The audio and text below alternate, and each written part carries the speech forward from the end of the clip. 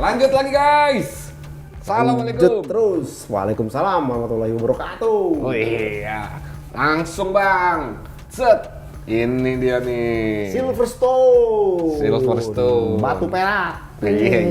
Bahasa Indonesia. Tapi keren ya. Iya. Batu perak gitu. Betul. Wih, keren tuh. Jadi sirkuit MotoGP batu perak. kayak gaya Melayu gitu. Gaya kan. Melayu ya. Iya. Kalau misalnya di Malaysia apa? Misalnya Pinang Iya, gitu kan. Nah, kalau ini batu perak Batu gitu perak. kan. Nah, Bang, yang menjadi menarik adalah Tapi ini sebagai info teman-teman nih, Apa tuh, Bang? ini kan Oh, ini pedoknya F1 F1. Wing ya, Iya.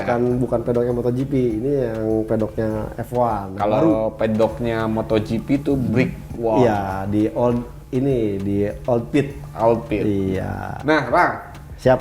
kita akan bicara soal review MotoGP Betul. Inggris 2022. 22. Menurut Bang Joni, ini Iya. gimana nih? Karena gini, gue ngeliatnya ini ya balapan bakal berlangsung seru. Seru. Yang pertama, ini seri pertama setelah musim liburan. Udah pada istirahat, Udah pada semua istirahat. pikiran jernih. Seger. Betul. Nah, fisik udah digenjot lagi gitu Betul. kan. Nah, sementara yang tengah nih Bang, Iya. ini membawa apa ya? Sedikit beban Iya. di Silverstone. Betul. Gara-gara nih sebelahnya. Iya. Ya ditabrak di Tabrak di MotoGP Belanda gitu kan. Sebenarnya dari 26 Juni sebenarnya ya kita sudah sepakat bahwa Ya. itu kalau umpamanya itu pure Racing. insiden gitu. Tapi karena tim MotoGP Stewart menganggap ya terlalu subjektif, Ya. itu manuver ambisius. Ya namanya manuver pasti coba. Nah cuman persoalannya kan kemarin kan jatuh, tapi kan bukan jatuh yang istilahnya bener-bener niat Ya. gitu. Akhirnya Quartararo kedapatan LLP, long dia. lap penalty. Nah, berarti kan butuh apa ya? Butuh effort keras nih Bang. Betul. Untuk seorang Quartararo. ya minimal bisa kembali berada di podium. Iya. Ya untuk menjaga jarak poin di klasemennya Betul. nggak dikejar dari sebelah kiri sebelah kanan nih. Iya. Mungkin kalau sebelah kanan dia nggak terlalu pusing. Ini yang sebelah kiri. sebelah Sebelah- kiri nih. sebelah kiri. Sebelah kanan dia. Oh, sebelah sebelah kanannya kanan dia. Quartararo nih. Sebenarnya kan cuma 21. Kalau mamanya dia cuma finish kedua, ya berarti dia unggul nih. Gitu. Di awal paruh musim kedua. Cuman ya kalau kita melihat soal long lap penalty ini, nanti kejadiannya itu di tikungan 14 sirkuit Silverstone. Oke. Setelah komplek tadi itu Ya. yang F1 komplek, wing komplek itu ntar ada itu. Dan kalau mamanya buat teman-teman yang mungkin main MotoGP 2022, ya kalau melihat sih ya tikungan long lapnya ini tidak terlalu panjang. Jadi akan ya seorang Quartararo itu sampai bilang jujur nih katanya, kalau gue boleh jujur nih dengan long lap penalti ini gue malah makin termotivasi karena tahun lalu dia juara kan. Iya. Dan kita ingat juga bagaimana beberapa kali ya baik sih kita ada kejadian yang long lap penalti malah jadi bagus. Iya. Jack Miller, kemudian Johan Zarco. Jadi artinya jangan menutup atau mengecilkan seorang Quartararo terus Quartararo long lap penalti ntar gimana? Oke. Dan katakanlah long lap penalti ini harus segera dilakukan di awal-awal lap. Karena kalau mamanya di akhir lap, ya enak banget gitu. Doa aja dia ngegas kabur-kaburnya. Paling cuma tambahin poin, cuman ada aturan harus kalau dihukum di ronde sebelumnya karena kesalahan, dia harus melakukan di 1 sampai 3 lap harus melakukannya. Kalau enggak, Oke. ya akan bisa didiskualifikasi malah. Nah mungkin ya kalau melihat dari tikungan 3.14 ini nggak terlalu panjang ya, dan juga istilahnya agak sedikit sinergi karena pada saat masuk tikungan ke kanan itu ketemu straight. Dan kalau kita melihat performa M1 di sini juga ya bukan kaleng-kaleng Ya, karena cukup bagus lah, Bang. sejarah membuktikan sejak 2010 Ya. Renzo, Rossi, kemudian juga Ya, ini Fabio Quartararo, bisa berhasil Vinales. menang dan Vinales inline-nya dengan Suzuki dan juga Alex Rins inline sangat berkuasa. Dan bahkan seorang Aleix Espargaro saat bilang, wah lu bisa nyalip dong, wis jangan salah. Dia langsung bilang, karena dia menyebutkan kemarin-kemarin sebelum menghadapi MotoGP Inggris ini dia nonton tuh beberapa tahun lalu. Long lapnya pendek, jadi dia tidak mau kesumbar kalau mamanya dia bisa menyalip kondisi yang ada. Akan tetapi dengan hasil tahun lalu, seorang Aleix Espargaro podium 3 ini bisa menjadi modal tersendiri. Cuman buat Pecco mungkin dengan tren dia kemenangan kemarin di Assen, Belanda, ini akan bisa menjadi pesaing terkuat juga. Apalagi kemarin dia sempat bilang, kalau dari sisi teknis apa sih yang membedakan Ducati dengan yang lain? Kalau yang lain tuh nyebutin Quartararo, kemudian Alex Rins, ini yang mewakili inline. Itu mewakili inline itu dia bilang, kita melihat data tahun lalu, karena menang, karena apa? Baru ntar di free practice pertama dicoba nih. Nah, si Ducati nih, Pecco Bagnaia, dia bilang saya mengakses atau melakukan setting itu berdasarkan race weekend yang sebelumnya di Assen. Iya, karena apa? Karena gue menang gitu.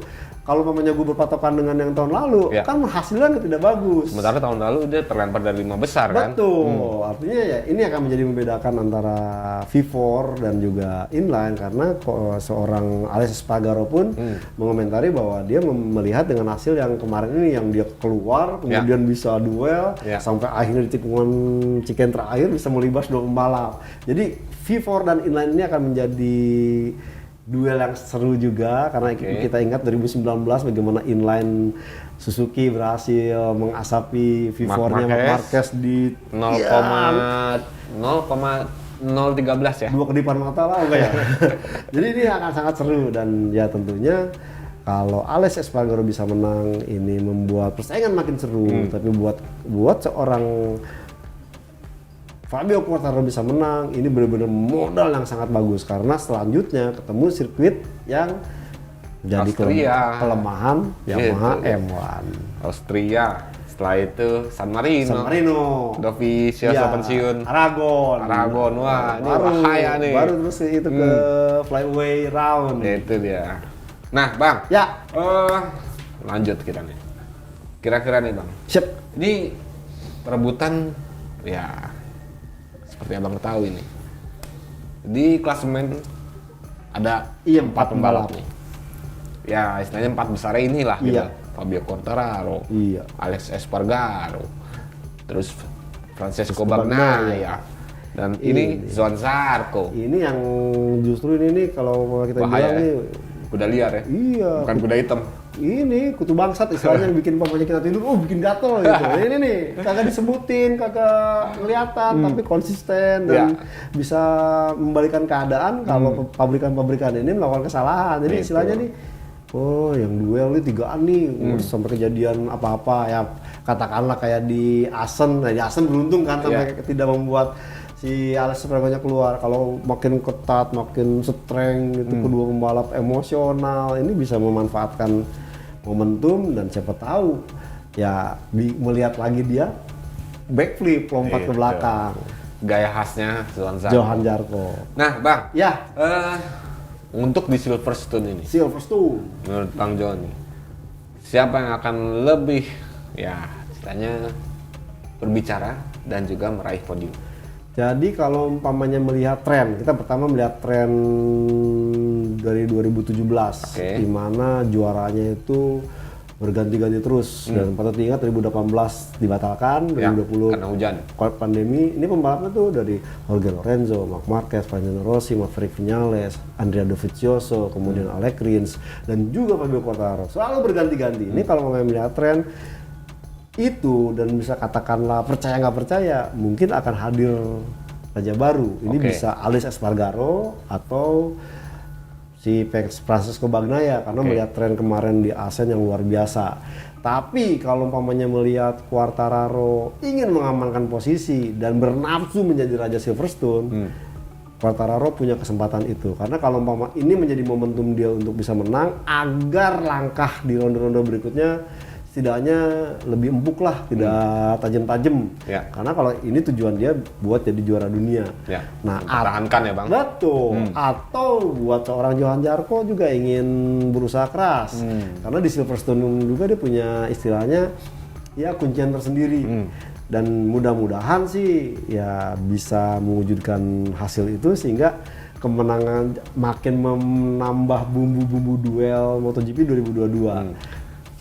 Jadi ya masih agak susah diprediksi nih, Bang. Agak susah. Agak susah diprediksi antara Quartararo ataupun Espargaro, bahkan ini jadi benar-benar kita harus melihat nanti di sesi FP. FP1 dan FP2.